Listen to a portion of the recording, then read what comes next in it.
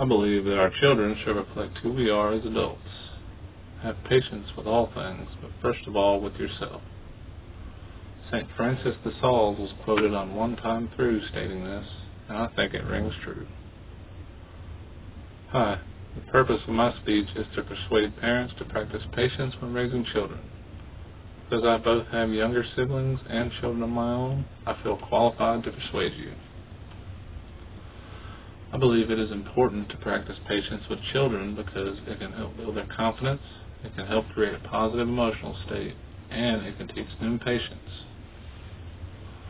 My first point I'd like to talk about is how the importance of patience can help build your child's confidence.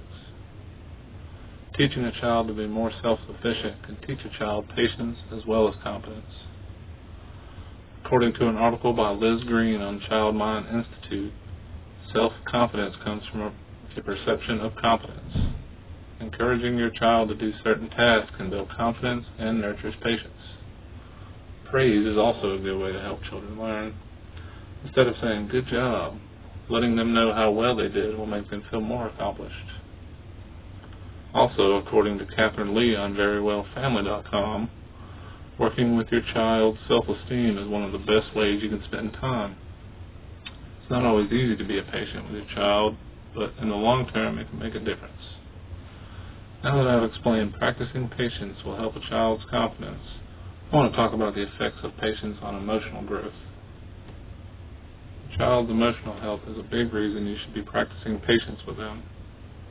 Behavior is affected by emotional health, and in my experience, a child's emotional state is very fragile. Being patient with them can teach them to control those feelings.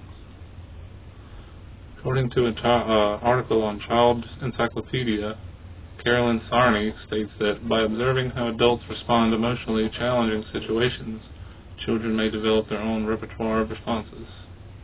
As adults, it's our job to recognize these actions and understand the effects they have. Children tend to copy or mimic what they see, so it's important to surround them with positive thoughts and actions. Simply thinking about what we expose our children to and understanding how those actions will affect them can make a huge impact. Now that I've spoken on ways to promote emotional growth, I want to speak a little bit about teaching patience to your children. My final and most important practice is practicing patience with your children. They learn patience in the process. Children are bundles of chaos, and they do whatever they feel in the moment. They usually don't think about right or wrong.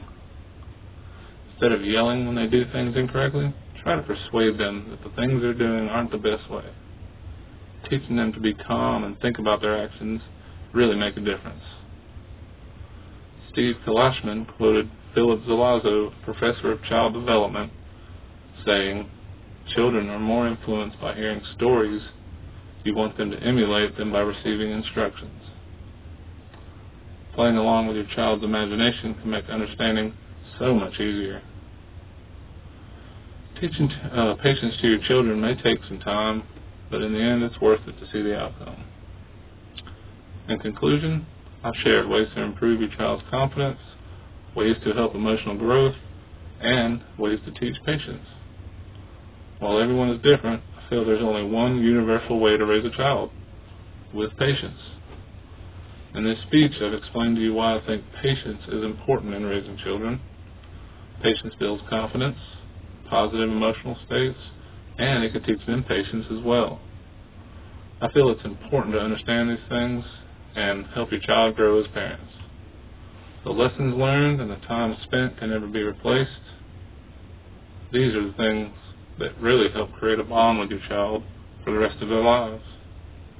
In the end, everyone can learn from a little patience.